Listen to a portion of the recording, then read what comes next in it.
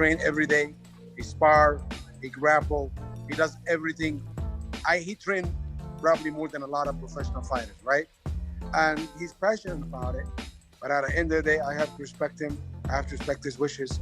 He accomplished everything he needs to accomplish in the sport, right?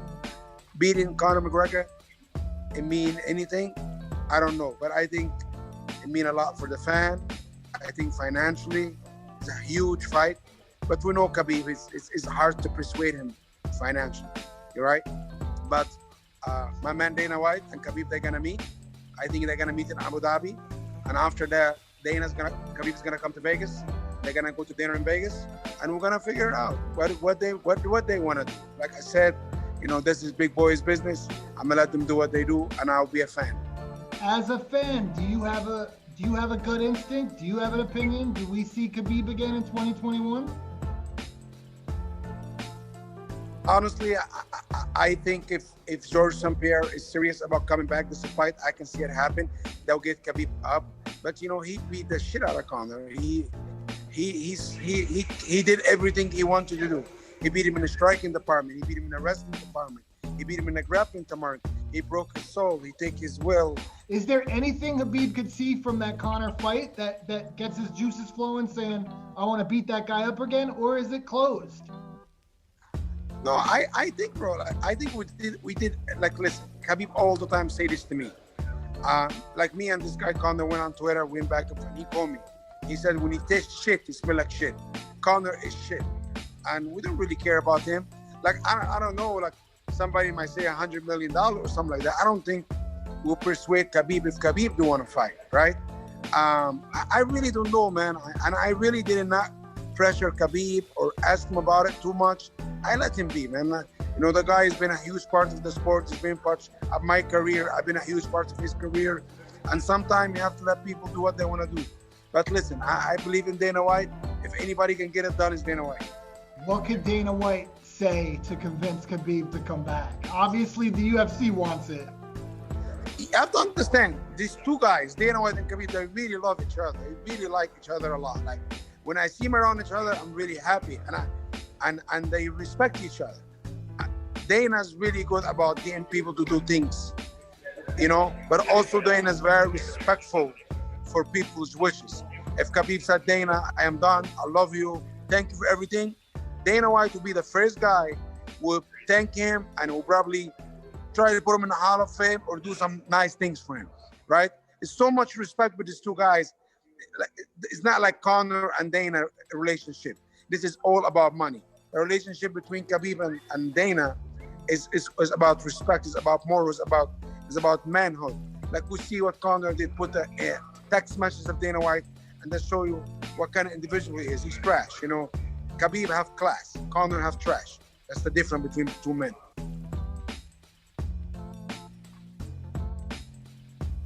So a couple weeks ago, you took on Michel Pereira. It was a fight that everybody was looking at. Everybody had circled on their fight cards and their calendars.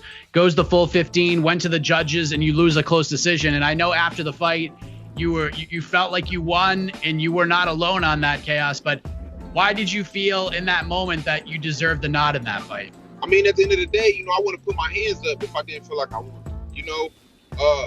When it boils down to it, I got a high fight IQ too. I really didn't. In the fight, it was just a little bit. It's always room for improvement. So it was a little bit that I could have did better as far as like with my like when I watched the fight, because I watched it over and over again, man. You know what I'm saying?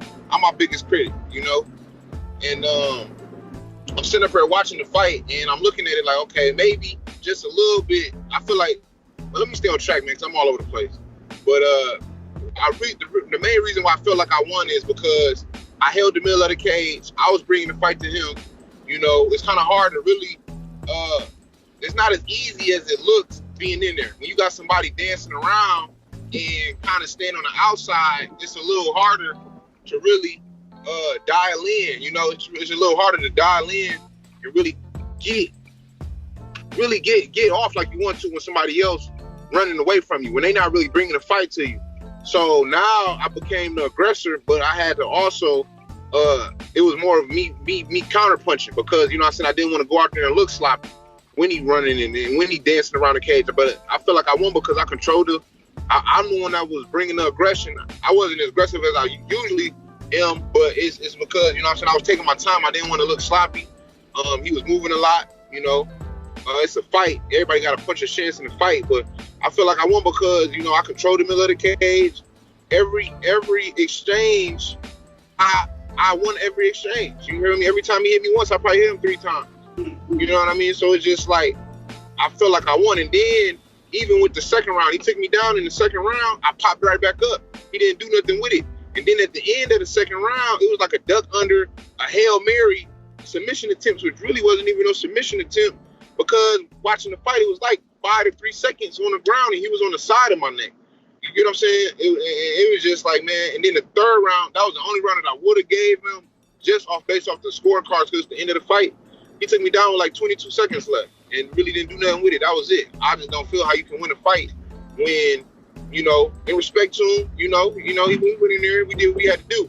But I just don't feel like you won that fight. And I'm pretty sure he don't even feel like he won that fight. You know, you can tell by his reaction, man. He didn't even feel like he won that fight, man.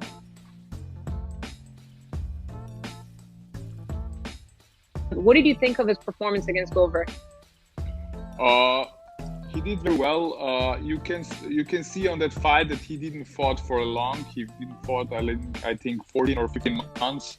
I mean, these 2 losses in a row mean nothing. Thiago is a dangerous guy. He fought Jones very well. He fought injured, and now he lost to Glover. He knocked Glover down. Glover came back, you know, and he's dangerous. He's very dangerous, but you can see that the ring rust was there, and I was in the same situation. When I turned 21, I tore my ACL, and I did a surgery, and I was 18 months out of fighting and competing. And the first fight after the surgery was crazy for me. I was so nervous. I was so under stress, under pressure, because you don't know what's gonna happen. If someone attacking my knee, it's gonna be good or not, and you can see this, you know. And I think in the next fight against me, Thiago gonna come even more motivated because he's hungry. He sees his chances, and he's training. I'm sure he's training hard, because I know Thiago. We was training in American Club in Florida 2 years ago. He's a dangerous guy, but I'm now getting to my prime, and I tell you, Alexander Rakic in his prime, it's nobody gonna beat me. Nobody. I can swear to God, nobody gonna beat me. I would have loved to see this fight as a 5-round fight, but obviously it's not going to be. It's on the pay-per-view card, which is great too. I mean, it's always great to be on a pay-per-view card. But how do you see this fight playing out? Do you see it as a matter of him, because you're both very powerful, explosive strikers? So do you feel like it's going to be a patient waiting game from both of you, or do you feel like he's going to come out strong? How do you expect this fight to play out? I don't know.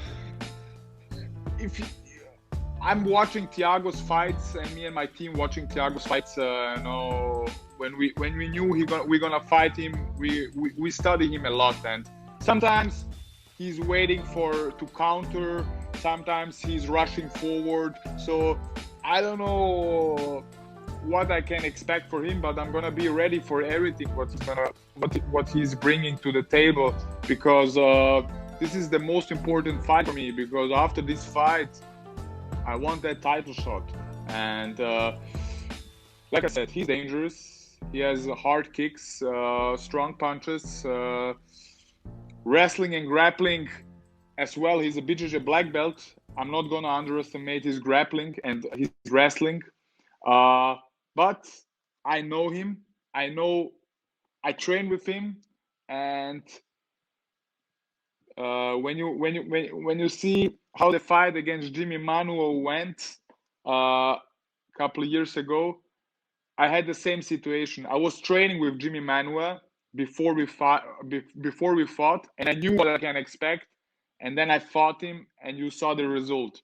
I'm not gonna say I'm gonna do the same thing to Thiago, but I know Thiago.